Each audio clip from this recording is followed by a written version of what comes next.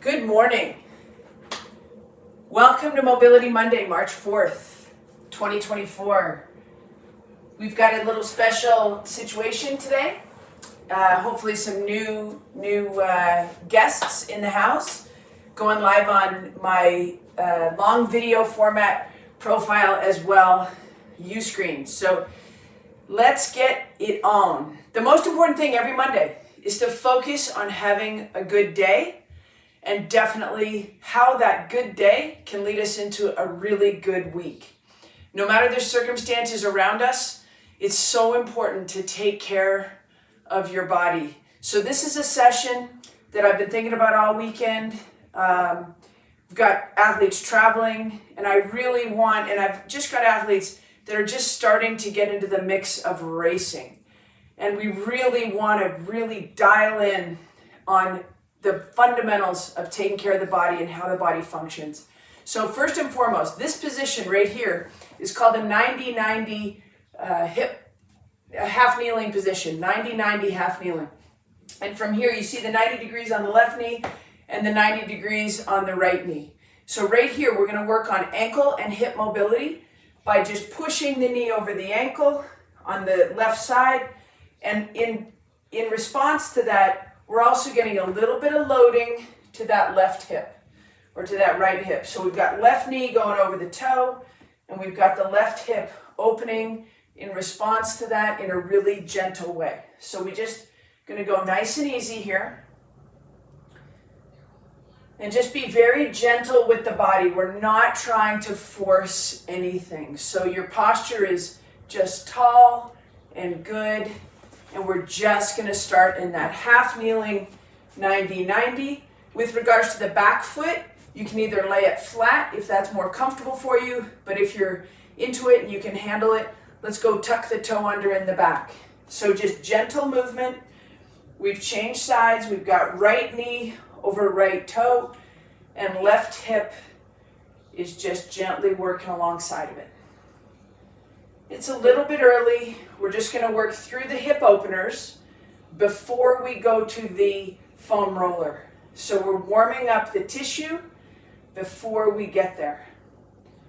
Good. Just about 10 reps, nice and easy. We're going to stay to that 90-90 half kneeling position. I'm going to give you kind of a side angle. We're going, if the right knee is down, the right arm is elevating, and I want you to focus on lifting the ribs off the hips. I'm giving you that side angle because what I don't want is this. Don't start going to that big reverse angle. Just reach as high as you can, add tension through the fingertips, and just the same forward push. And just keep lifting the ribs off the hips. By virtue of just focusing on that tensegrity, that lift, you're starting to really allow the core musculature to engage, show up, and recognize that their job, the core musculature, is to keep you upright and in a beautiful postural position. Okay? So right here, nice big reach, left knee's down, left arm is up, and just right knee gently pushing over the right toe. And just keep that tension in that left side. And just keep thinking about being tall. And again, don't go into the back seat. That's not what we're after. So just reach up. Ribs are being pulled off the hips. Good. Go a couple more over here. 10 is the goal. And good. All right. As we start to work through thoracic spine mobility, we're going to stay with that 90-90 knee position. But now, this is midnight, it's right down the middle. This would be 9 a.m. This is right out to the side. You're going to take that knee out to 10:30. So just right in between the two extremes from the 90-90. And we're just going to go ahead and push that knee over the toe. You might get a little bit more range of motion. This is starting to work on posterior tib, Achilles tendon, everything in the lower leg. Soleus, a little bit of gastroc for sure. Just nice, easy, working on ankle function, ankle mobility. You're getting a little bit on the backside hip. And this time we're gonna stay on this side, lift the ribs off the hips, tension through the fingers. So don't have a lazy hand. Really have a strong hand. And as the left knee goes over the left toe, you're gently gonna drop that right shoulder to the back and rotate and open. I've got my left hand on my left knee, just making sure that that left knee stays directly over the toe. And don't let it fall to the midline. Okay, so keep that knee lateral. Good. Nice big reach through the fingertips. Get as tall as you can. You might even feel some tension through your belly. That's a good thing. We want that. Okay? 10 reps there. Same thing other side. So now we're at 230 with the right knee. Make sure that right foot isn't too extended. Keep it directly under the knee. Take a big breath. Pull the ribs off the hips. And gently going right knee over right toe. You can take the heel of your hand and start to do that little bit of skin friction to get the skin separated from the fascia. Okay, nice and easy. Working through that. Good. Let's add the arm. Left arm up, not in the back seat. Right knee over right toe. Left shoulder to the back. So it's not just the arm that's going back, it's the whole upper body. Just reach to the back. If the eyes want to follow that back hand, that's a good thing.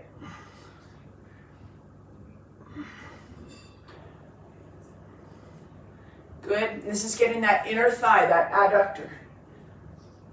Good. Good. Up, up. Create as much space as you can. Okay? Good. All right, so those of you that know me well know that I'm a big fan of foundation training. Foundation training is about rib cage expansion, spinal decompression, and a beautiful hip hinge. Essentially, I'm a strength coach, so I know that loading the body without a brilliant hip hinge is danger. It's an accident waiting to happen. So your ability to pull your ribs up off your hips, maintain the integrity of your spine, and load your hips is essential. So we're going to go in and out of 10 founders. So take a relatively wide stance, 1.5 to 2 times shoulder width, heels outside of toes. That's going to put your hips into internal rotation. So we don't want the toes pointing out. Heels outside of toes. Take a big breath, put your thumbs on your bottom rib, pinkies on your hip bones. Drop your hips to the back. These measuring sticks measure the space between the ribs and the hips. Hands into long wing, which looks like you're about to take off on the starting blocks on the swim. Push the hands to the front and push the hips to the back. So basically your arms are a counterbalance to allow you to push your hips as far back as possible. Thumbs on the bottom rib, pinkies on the hip bones, hands into long wing, push into that founder. 3, push into that founder. Eyes up, chest up. 5, push the hips back. You're going to start loading high hamstring.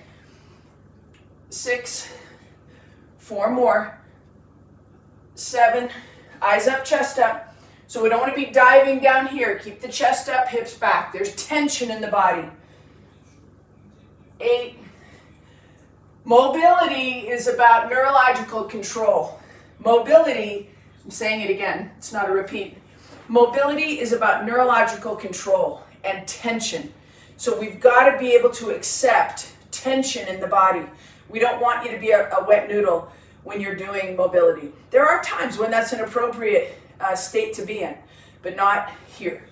Okay, hands on hips, push your hips back. If you want to use your measuring sticks, you're more than welcome to ensure that you're holding the ribs off the hips. You're going to take your right shoulder and your right hip and just come to the midline. As soon as the hip stops moving, the shoulder stops moving. So the upper body stops, and this makes sure that we're only working through the hips. Take a big breath, activate diaphragm, that big dome-like muscle on the bottom of the rib cage. Works 360 degrees. Good. We're just rotating into that left hip. Right hip to the midline, hip stops, shoulder stops. Good. Push the hips to the back. You can use your measuring sticks if you want. Pull the ribs off the hips. then hands on the hips. Now we're going to work into the right hip. So we're just pulling that left side to the midline. As soon as the hip stops, the shoulder stops. The shoulder stops. Good. These routines, these mobility routines can be used every day as a way to start your day to ensure that you're minimizing the compensation that you might be accessing in order to train, or in some cases in order to even just get through your day. Compensation is very natural, but we want to minimize it and give you the optimal access to how your body was meant to move. Okay, we're going to do another set of 10 founders. This time we're doing it with a more narrow stance. The goal being to load the back line of the body. Heels outside of toes, shoulder width, push your hips back, hands to the front, and when you finish with your hands quite high, you're going to feel how the weight of the arms load the glutes. 2, push your hips back. 3, chest stays tall. 4, 5, all 10 toes should stay on the ground. 6, 7, 8, 9, and 10. Good.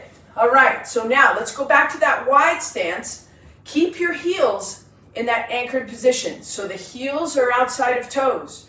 We're going to push into a founder. So the hands are just right in front of the shins, or excuse me, right in front of the chin, and they're high, but the elbows are soft. From right there, we're just going to come to the left side, back to the middle. To the right side, back to the middle. This will really start activating the lateral line. This line right here, that IT band, that lateral quad, the peroneals.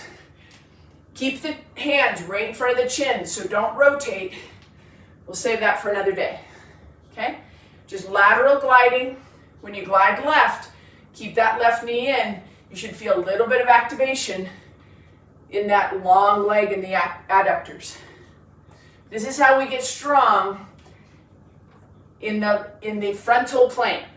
When you're running forward, these are the muscles that keep you from being sloppy and loosey-goosey on your single leg landings. So as we run, you want your entire upper body to be able to rotate across that lead leg as we go. Okay, let's take it down to the mat again. We're going to go lateral half kneeling position. So right here, and we're going to use the same principles of the founder. So lateral half kneeling position, push your hips back, hands to the front. We're going to go 5 of those. 2, push your hips back. 3, now we're getting a little bit more tension on that adductor. 4, 5, I don't know where I got that number from. 6, 7, I don't know, I feel like we're at 10, so we're going to go to the other side. Okay, right knee down. If you're feeling a little vulnerable by that down knee, absolutely add a pillow. You'll find that over time, and you just keep doing these half kneeling positions, that those knees and that tissue really does toughen up. 1, push the hips back. 2, hands to the front, and everything stays with lots of space between the ribs and the hips. So that never changes as you hip hinge to the back. 7, push your hips back. 8, 9, one more, and 10. Okay, good. We're going to stay with the lateral half kneeling, right leg out to the side, and we're going 2 hands to the ground. And from right here, I want you to spread your fingertips. There is tension. If you think about it, between the toes and the fingertips, they are the furthest line from your brain. I refer to the brain, and I didn't make this up, the central governor, right? All decisions for the body are made in the brain. So when you pay attention to your hand position, that they're not lazy, you're going to get more upregulation of the nervous system and a better movement pattern for the body. So right here, we're going to rock backwards, push back, Good. And good. From right there, let's take your hands directly under your shoulders. We're just going to reach straight up through the fingertips. I want you to feel that little bit of tension through your bicep on your up arm. 2, 3, I'm pretty mobile today. 4, I ran first. If you're new today, know that this group likes to follow each other on Strava. When I get Strava requests, it makes me, it just holds me more accountable for showing up, doing the work, sticking to the commitments that I've made to myself, and it just shows you the power of community and how when other eyes or you think maybe somebody else might be watching, you don't slack, right? I don't think anybody really looks at the quality of my workouts. They just look that I showed up. And I really appreciate that. And I appreciate all of you, so thank you. So if you're not currently following me on Strava, I don't know if I'm under Aaron Carson or ECFIT, but join me. Join my coaching team. Show up. Give me a thumbs up. 2. I try to do the same for all of you as well. 3. I love Strava. 4. 5. Straight up. You don't have to go past. You don't get extra points for going past parallel. 7. 8. 9. One more. And 10. Okay, good. Let's take that right back into a standing position. And this time I do want your heels ever so slightly inside of your toes. And we're just going to drop into a squat position. You see, I do a little bit of a toggle down here because it makes me not weight shift away from my formerly broken ankles. Over the last 5 years, I've broken the right one once and the left one twice. So, entire basketball career, didn't break my ankle once. Trail running, all of a sudden I'm an ankle aficionado. So, this little bit of gliding from that squatting position. If you've got lower body stuff that you've dealt with in your past, go ahead and glide when you get down low. Squat, squat, 10 fingertips to the ground, squat, and squat, and squat. So that really heals up and balances and opens up and activates the hip.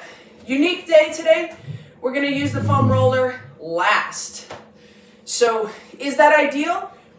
I don't know. For some people it might be, especially if you're going to go for a run or a ride after this session. But to be honest, the rules of mobility and tissue care, from my perspective, there's no right or wrong. There just is that you do it. So there are definitely a time and a place when the foam roller should be used first. I absolutely am not on the pain response train when it comes to foam rolling. My community has done very well following that lead. And so if you're new, I hope you'll follow that as well. The foam roller was not designed as a tear elicitor. So if you have big pain on a certain spot, you want to unload it. You still want to foam roll it, but you want to unload the body weight if you have to. And we never foam roll the middle of the quad. It's just not necessary.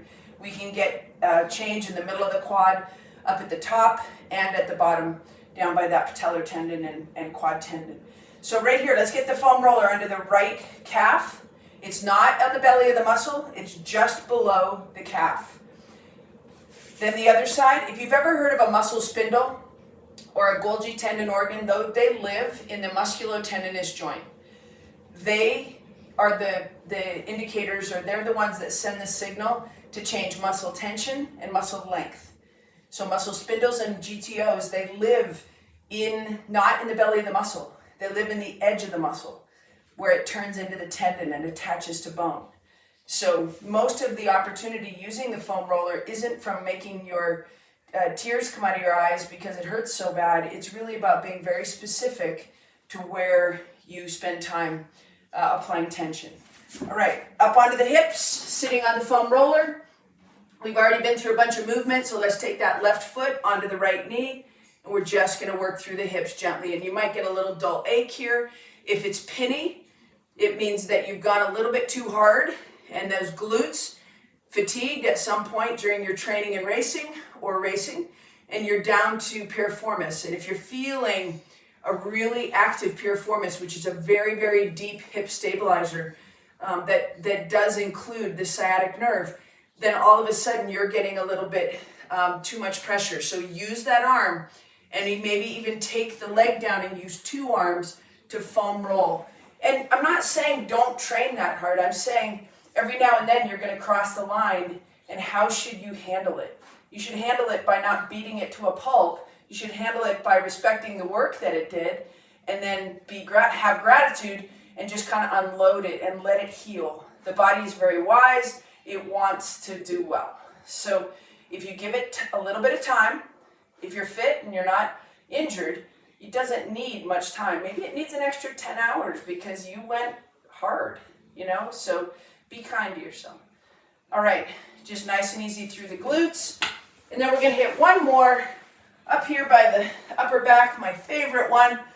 Foam roller is right below the shoulder blades. Hands behind the head in that double arm relaxed position. We're just going to work into extension. This extension also allows us to get length between the ribs and the hips. Let's hit a couple more of those. Good, good, and good. All right. So if you're watching this today on Uscreen, definitely hit favorite. Favorite this session. It'll show up in the catalog a little bit later today. This is the first live session I've done on the platform, so I'm still learning. If you're on YouTube, definitely keep using all of the sessions in the library. I'm going to keep showing up on YouTube because I love you guys, but I just wanted to try something, see if I could expand the audience a little bit. If you enjoy Mobility Monday, definitely share it with your friends. I really appreciate it. I hope you have an amazing day and a really, really good week. Be kind to each other. Bye.